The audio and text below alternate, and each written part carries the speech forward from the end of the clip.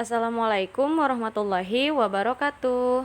Kembali lagi bersama Miss Eka. Abang kakak, bagaimana kabarnya hari ini? Semoga kamu dalam keadaan sehat ya. Dan semoga kamu masih semangat untuk mengikuti pembelajaran kita setiap harinya. Bertemu lagi dengan Miss Eka pada hari Selasa tanggal 27 Oktober 2020 dalam mata pembelajaran tematik. Nah, hari ini kita akan melanjutkan materi pembelajaran kita. Kita mulai pembelajaran kita dengan lafaz basmalah terlebih dahulu. Bismillahirrahmanirrahim. Semoga pembelajaran kita hari ini menyenangkan dan insya Allah ilmunya bermanfaat untuk kamu. Langsung saja kita masuk ke materi pembelajaran kita hari ini.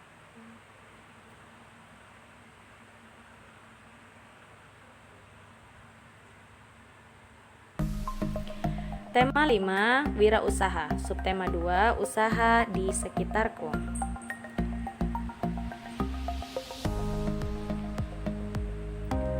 Nah, tujuan pembelajaran kita dalam materi pembelajaran hari ini yang pertama, dengan melakukan percobaan, siswa mampu menjelaskan sifat-sifat magnet secara benar. Dan yang kedua, dengan membaca petunjuk dan contoh teks, siswa mampu mengidentifikasi komponen, tujuan, dan manfaat teks formulir dalam kehidupan sehari-hari secara benar.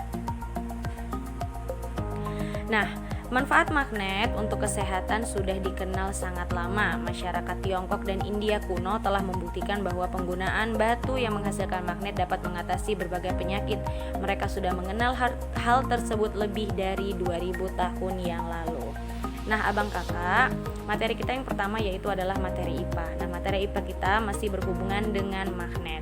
Di minggu sebelumnya atau di materi pembelajaran sebelumnya kita sudah membahas mengenai sifat-sifat magnet. Kemudian kita juga sudah membahas di mana magnet itu ditemukan. Kemudian sudah dari beratus-ratus atau bahkan beribu-ribu tahun yang lalu.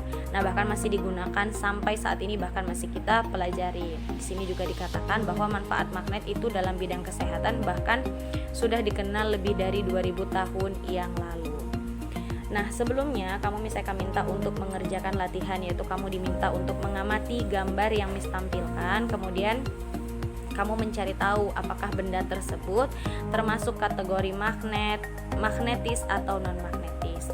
Masih ingat kan perbedaan antara magnetis dengan non-magnetis? Iya, harusnya ingat ya. Kalau magnetis itu artinya adalah benda yang dapat ditarik oleh magnet, sedangkan non-magnetis itu artinya tidak, maka benda yang tidak dapat ditarik oleh magnet.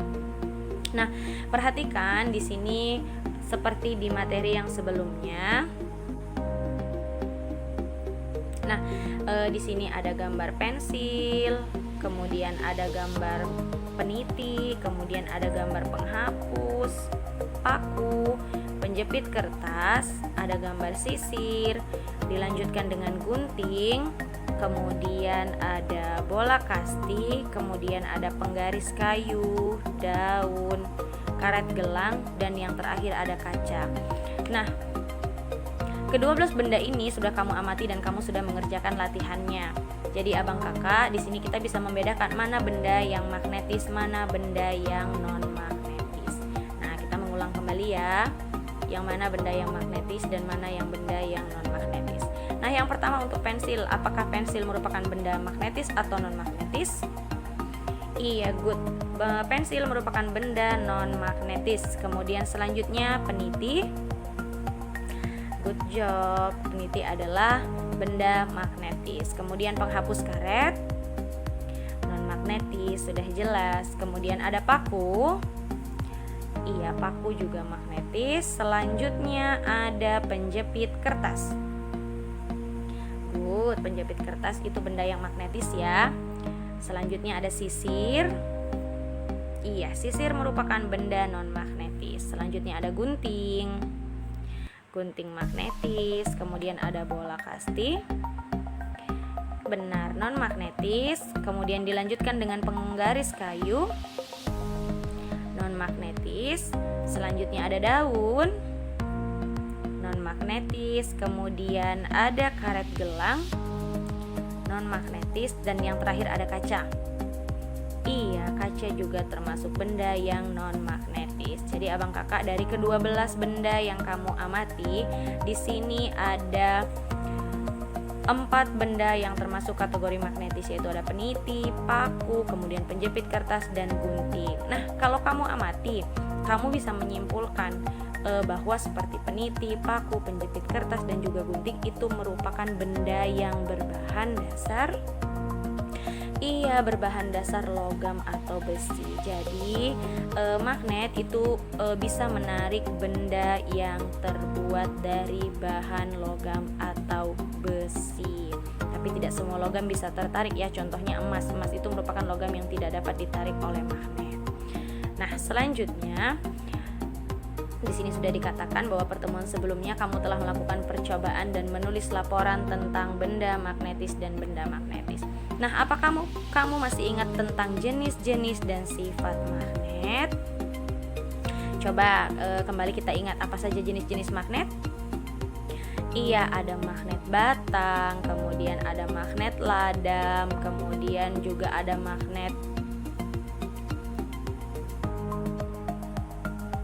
saya ulang, ada magnet batang, kemudian ada magnet ladam, kemudian ada magnet silinder, dan ada magnet yang lainnya. Nah, kamu harusnya ingat ya.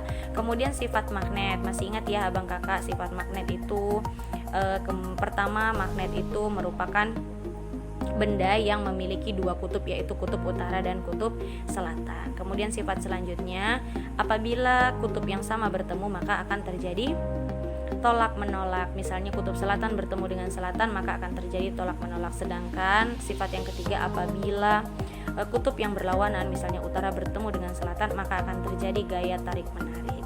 Dan yang keempat adalah sifatnya bahwa magnet itu bisa menarik atau menimbulkan gaya tarik pada benda-benda tertentu. Contohnya saja tadi benda yang terbuat dari besi, benar. Nah, jadi jenis-jenis magnet dan sifat magnet, misalkan sudah mengatakan juga di pembelajaran sebelumnya, kamu harus menghafalkan dan harus mengingat, karena kemungkinan besar materi seperti itu akan memudahkan kamu saat mengerjakan latihan ataupun soal ujian nantinya. Nah, beralih dari pembelajaran mengenai magnet, kita masuk ke pembelajaran bahasa Indonesia. Nah, abang kakak pada pertemuan sebelumnya kamu telah membuat peta pikiran tentang data diri. Nah, ini tidak dikerjakan ya, hanya kita bahas. Nah, kamu menggunakan data tersebut untuk membuat daftar riwayat hidup. Perhatikan di sini kita akan mempelajari petunjuk pengisian daftar riwayat hidup. Masih ingat apa itu daftar riwayat hidup? Iya benar, daftar riwayat hidup adalah data mengenai kehidupan kita, atau data mengenai data diri mengenai kita perseorangan. Seperti dikatakan bahwa daftar riwayat hidup setiap masing-masing individu atau setiap orang itu berbeda. Baik itu sekalipun anak kembar, maka mereka pasti memiliki daftar riwayat hidup yang berbeda, dimulai dari nama, kemudian dari hobi, kemudian banyak hal lainnya yang membuat daftar riwayat hidup setiap orang itu berbeda. Nah, petunjuk pengisian daftar riwayat hidup di sini ada 6. Yang pertama yaitu data pribadi. Nah, cantumkan dalam data pribadi itu seperti nama lengkap, alamat, kode pos, nomor telepon, jenis kelamin, tempat dan tanggal kelahiran, kewarganegaraan, dan agama. Nah, yang kedua itu bidang yang diminati. Misalnya tuliskan bidang yang kamu minati. Nah, biasanya ini ketika kamu ingin menerterakan daftar riwayat hidup, mungkin seperti mendaftar lomba, misalnya mengikuti kegiatan ekskul. Kemudian yang ketiga, riwayat pendidikan. Tuliskan riwayat pendidikan yang pernah kamu tempuh, misalnya taman bermain, TKA, TKB, dan SD. Nah, kalau kita tingkat SD berarti riwayat pendidikan yang sudah kamu jalani itu adalah TKA dan TKB. Nah, jadi bisa dituliskan misalnya TKA dan TKB itu kamu di sekolah mana gitu. Nah, jadi ketika semakin dewasa maka riwayat pendidikan itu akan semakin tinggi dan semakin banyak, TK, SD, SMP, SMA, bahkan saat kamu mengenyam pendidikan di perguruan tinggi. Selanjutnya itu ada ekstrakurikuler dan kursus. Nah, cantumkan ekstrakurikuler dan kursus yang pernah kamu ikuti. Contohnya kita di sekolah banyak kegiatan ekskul. Nah, kamu pasti merupakan salah satu anggota ekskul, baik itu drum band, nasyid, kemudian bola, kemudian ada juga tari, teater, English club, dan yang lainnya. Nah, yang kelima itu ada kecakapan.